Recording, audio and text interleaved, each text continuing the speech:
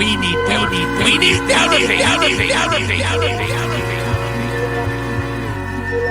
to the Retail Therapy Sessions.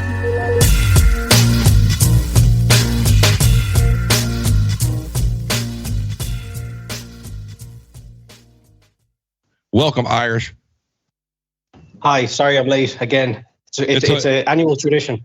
Well, Blametag called it. I'm like, where's Irish at? He goes, did he know there was a time change? And I'm like, oh, shit. Yeah. Blametag probably doesn't remember. I did that my first day. Nice. All right. So let's talk business. What would y'all like to talk about as far as our retail jobs go? It can be good. It can be bad. I don't care. I'm up for whatever. And I'm bad at making decisions. So if someone else decides. Nice. So real quick, how long have you been in retail, Cranky? Well, all jobs I've had have technically been customer service, but I worked at a women's clothing store for probably 3 or 4 years. And then I was a stay-at-home mom for 5-ish years. And then I've been on and off for the last 6 years. Okay. And Blametag, how long have you been in total? Oh, man, since I was old enough to work. So like 25 years, 7-ish in retail, but the rest is all customer service. Yeah, at this point, any customer-facing job counts. I mean, it really does.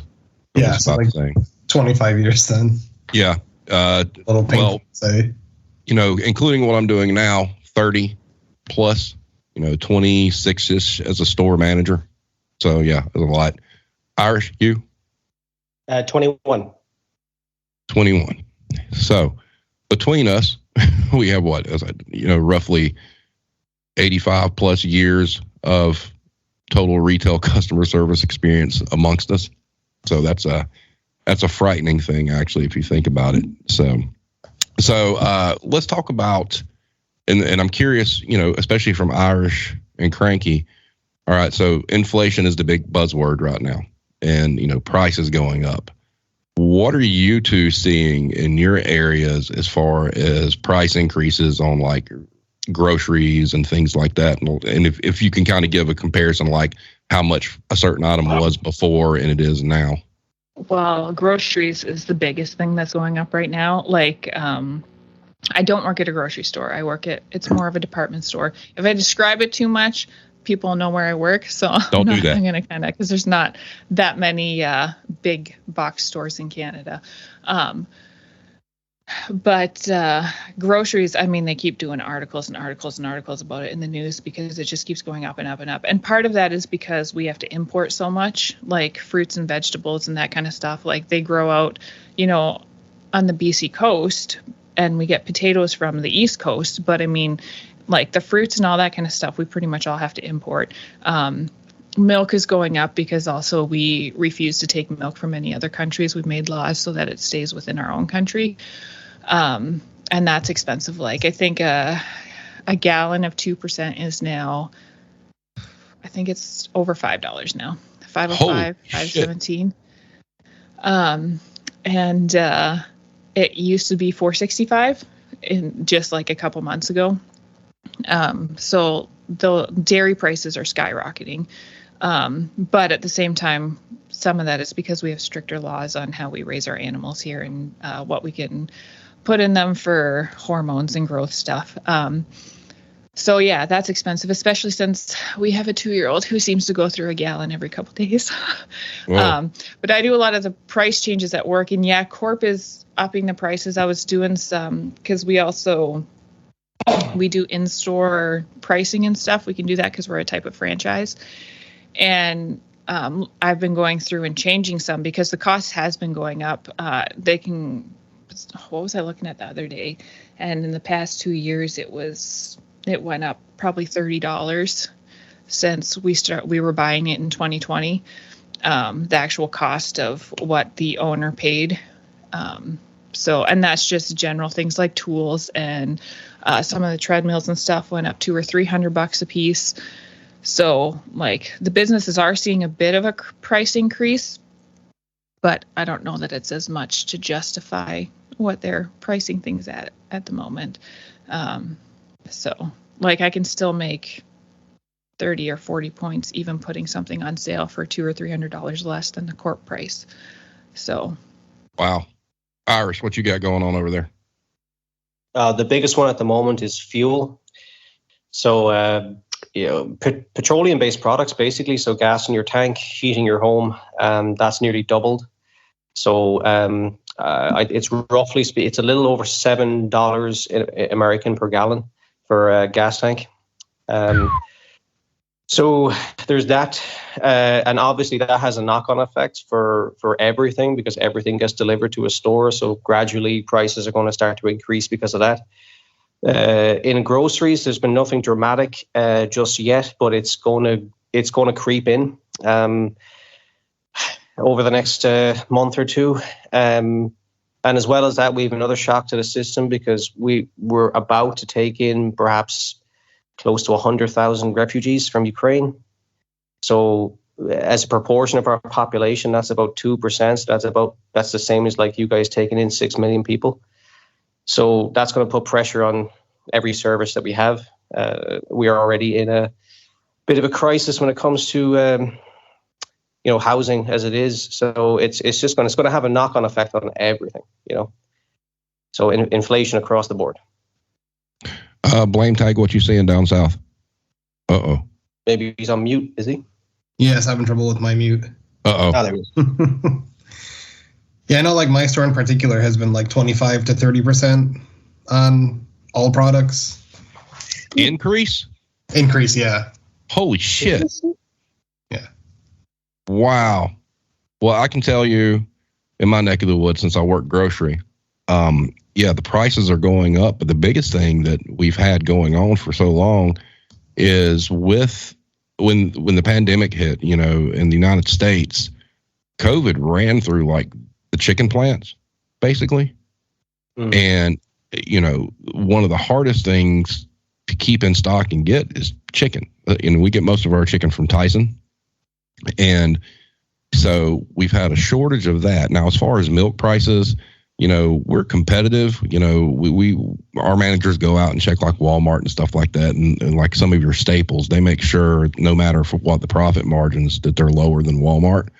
But I hear employees talking about how the prices have went up. I just really, for the stuff that I purchased, I just really haven't seen it being as bad as some people are making it out to be. And, and I'm hearing complaints mostly from older folks. And obviously, when you get people here in the States who are, relying on like Social Security and stuff like that, every dollar counts. So they're going to be the ones that are really, really cognizant to whether it goes up 5 cents or whatnot. But, most of the complaints seem to be coming from like brand name merchandise. And that's where I kind of feel like, and I am in some instances where we're all a little bougie and we won't buy like the store brand.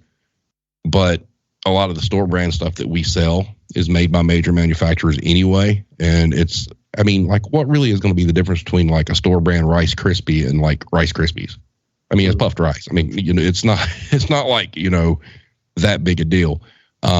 But, there's a lot of obviously, differences in like mac and cheese and stuff like that. But I'm hearing a lot of complaints, but, I've got, Cranky, you were talking about going through milk. I've got a 14-year-old and a 13-year-old, and they act like they don't ever get to eat.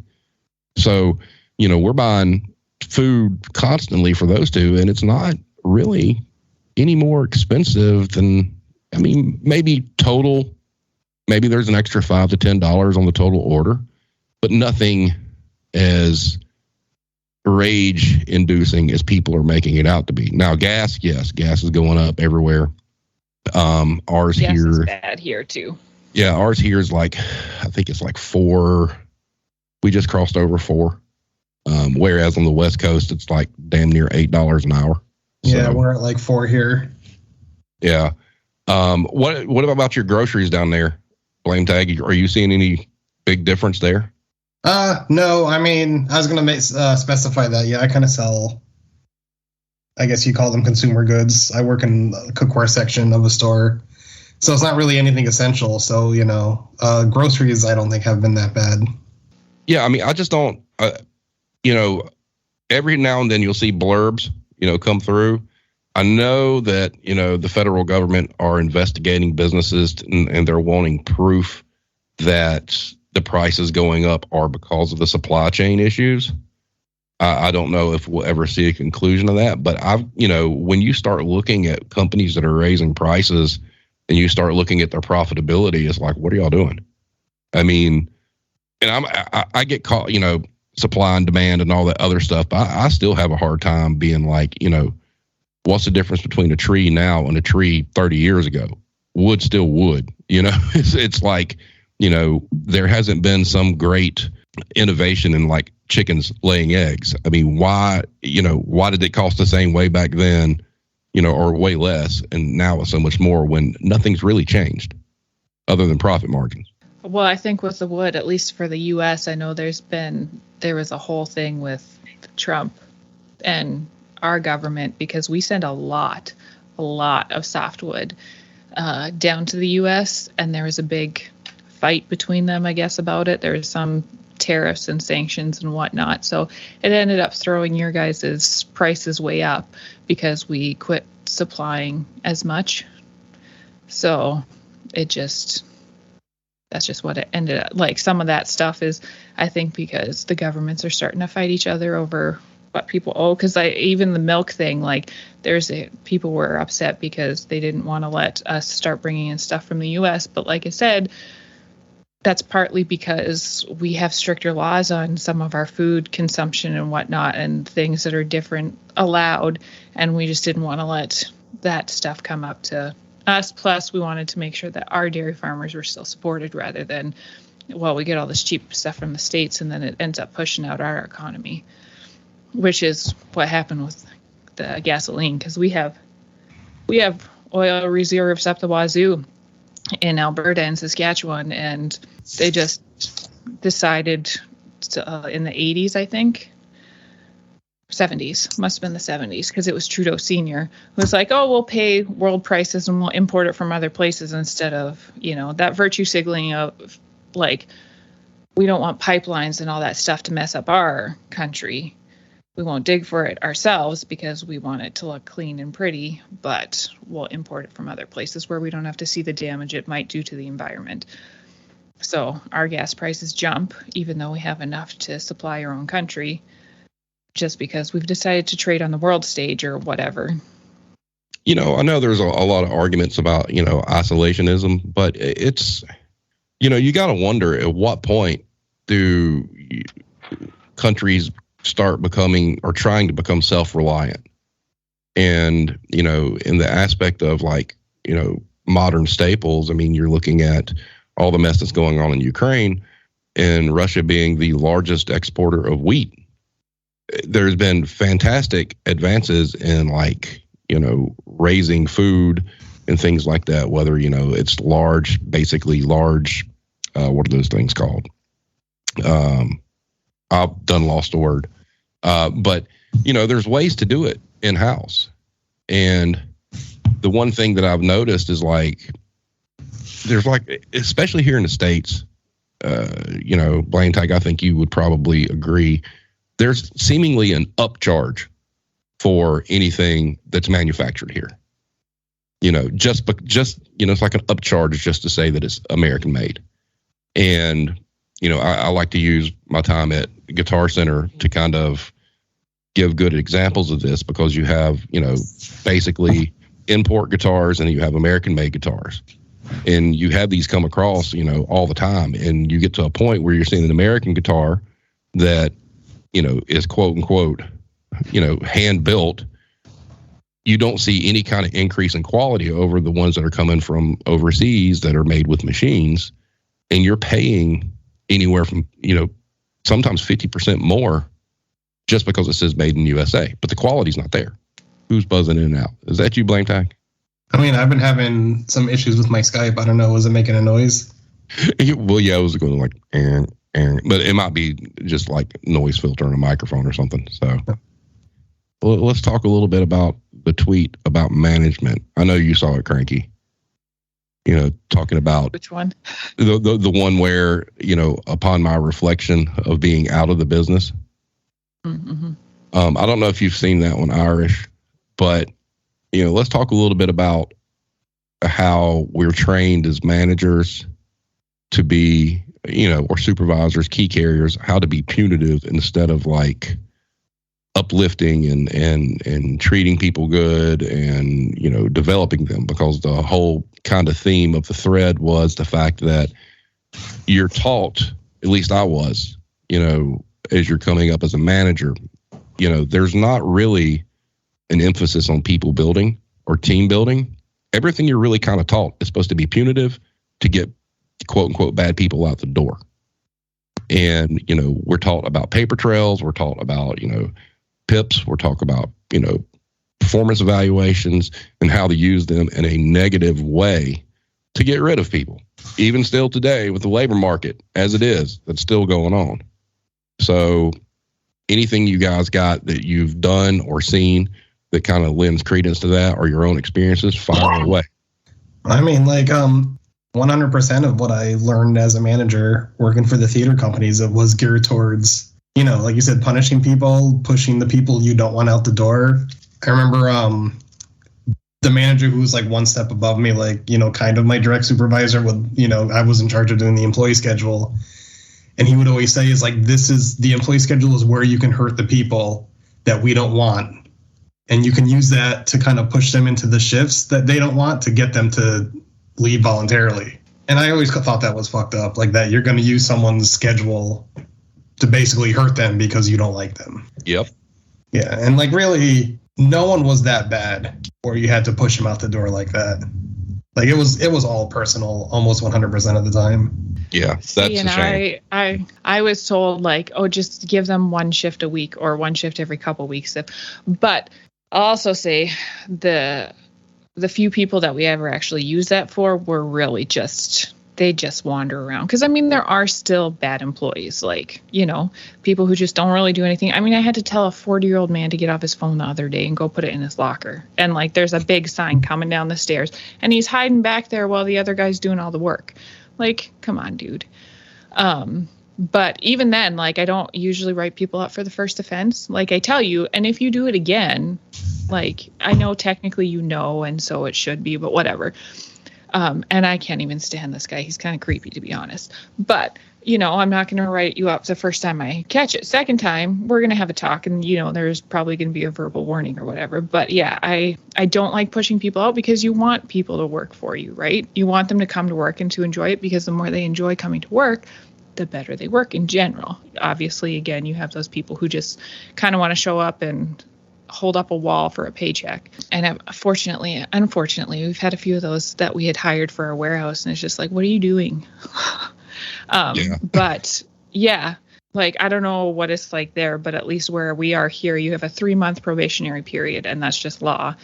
And they can leave without notice, and we can fire them, and we don't have to tell them why within that 3 months. So usually it gives you a good time to feel out if this person is going to be a good worker or not, or if they're always calling in or whatever. It gives you an easy without having to go into it and explain it. But once you're past that, that's where you have to have either it has to be something egregious or, just you have to have 3. It's like a 3 strikes and you're out type system. And I always hated doing the write-ups and stuff. And that was what my first GM, the guy who mentored me, and him and I still chat a lot when I need help or support or ideas for something. And that was kind of his thing too. Let's not write people up. Let's try and work with them and coach them and see. And then eventually when it gets to a point where we have been putting the work in, because a lot of, you guys all work retail, half the time you're just thrown in there and you get either your e-training from online or, 10 minutes with someone to show you what you're doing, and then you figure it out on your own. When we're saying someone's a bad worker, is that actually a failure on their part, or is that a failure on our part because we didn't show them how to do anything properly? Sure, you can get frustrated with them for not knowing what they're doing, but you've worked there for 6 years. They've worked there for 3 weeks. Whose failure is that? That kind of thing. And that's my philosophy, and that was my mentor's philosophy. And then last year when ownership changed, they got a new general manager, and his was write everybody up, tear everybody down so they quit. Actually, the whole Justice for Evan thing, I've struggled to watch some because it hit a little too close to home, because I did end up driving someone to the hospital because they came up at work and they said that they were gonna do something. Sorry. Like just sitting with him. Yeah. Just sitting with him in there was just really hard. And I went to work the next day and I left about 4 hours in, and the GM was like, oh, well, why? I was like, because I didn't sleep last night, because all I could think of was, what if he didn't come tell me? And I walked out and I found him because he was going to do it in the workplace because it was an overnight shift. And I was leaving late. And see, that kind of goes along with one of the reasons I enjoy your takes on things is because, the comment you made about who's really the failure here. That's important, because if you're not giving them all the tools to succeed, you can blame them all you want, but it's still your fault, And the whole thing, like with the Justice for Evan stuff, is I've got people, we all do, in our lives that, come from the kind of cloth that's cut, just toughen up, deal with it. It's not that big a deal, blah, blah, blah. But everybody's built different. And when you're in these management situations and you're like, my DMs will be like, you need to get rid of this person, they're terrible or whatnot. You don't know what these people's lives are. You don't know what's going on the outside. Maybe they're not the greatest employee. And it's kind of like I commented, find what your people are good at and let them be good at it. Because I don't think the business, takes enough care in saying, okay, you've got this person, they're working in the warehouse and they suck at it. Let's get rid of them. Well, let's try them somewhere else and see if they can do something and they can be happy with it. And where the business is too quick to be like, get out, write them up, get them out. And you don't know what kind of mental anguish that's putting them through. I cruise Reddit, a lot, looking at like work reform and anti-work and all those stuff. And I posted the link this morning. You got another person from Kroger, talking about their mental health and trying to quote unquote self-harm to get through it. And there's Kroger again. I mean, it's a toxic culture, that these are people are fragile. I mean, and we're in an extremely fragile time frame right now. And I just don't understand why, looking back on everything I've done, why there was such an emphasis on paper trail somebody out the door. You've already invested all this time to get them, and you're 100% correct. There are employees that just suck. I mean, we know that. There's lazy people that are there just to collect a paycheck. And yeah, those need to go. But there's a lot of people that might be on the fence. Maybe they feel like they haven't been properly trained. Maybe they feel out of place. Maybe they took a job just because they needed the job, but they're in the wrong department or the wrong position. That, my DMs be like, oh, that person sucks. Write them up, get them out the door. Like you said, cut the schedule. Give them 1 day a week, 5 hours. That'll teach them. Well, if they were getting 15 hours a week or 30 hours a week or whatnot, they needed that money, obviously. And now, not only are you being just punitive, you're taking money out of their pocket. You don't know what they need that money for. Maybe they got kids at home. It's just awful. Irish, you got anything on that? Yeah, just to say that I've never known a situation where that worked. This thing of like teaching them a lesson by cutting hours or using the stick and not the carrot.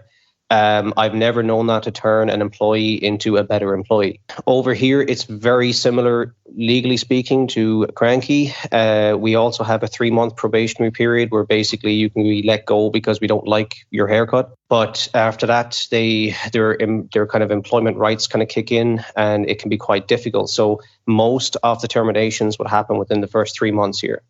But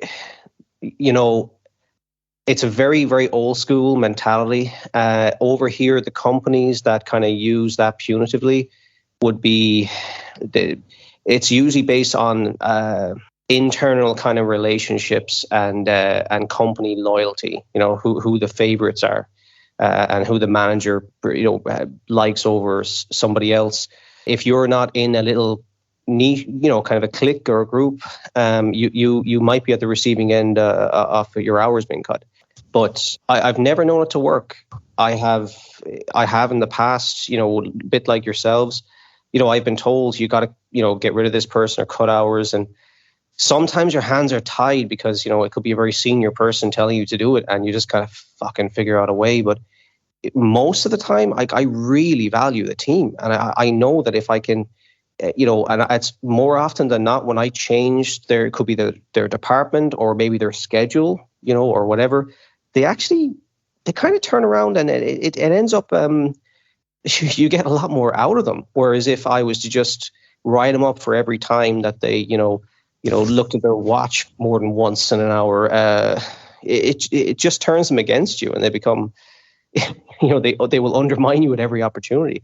So in my opinion, it's an old school mentality. It belongs buried in history. I think there's much better ways of getting things out of people, including being empathetic. Yes. I used to have a manager that I worked with at Guitar Center. His favorite quote was "No man left behind." And what he meant by that was, kind of like what we're talking about. Maybe he was a terrible salesperson. Okay. Let's put him in operations, put him in the warehouse, see if he likes that. Well, didn't work out there. Okay, let's try them, running the front door, checking serial numbers. Exhaust all options before you get rid of somebody, because they can be of use to you somewhere. You're failing as a manager at that point if you're not at least trying. We know there's a cost attached to bringing these people in. So, try to work it out. I mean, some people come into these jobs, they don't come into these jobs trying to suck. I mean, yes, there are some that don't want to work. I get that. But, I don't think anybody legitimately takes a job, agrees to a crappy schedule and whatnot to do poorly. And, I think that I'll never forget when I started turning the corner into being not one of the cool kids anymore, was going into a store and I'll talk about this when we do the Fixer episode, but taking over a store that had been in the floor forever and whatnot, and being told, first order of business, I want you to get rid of the entire staff.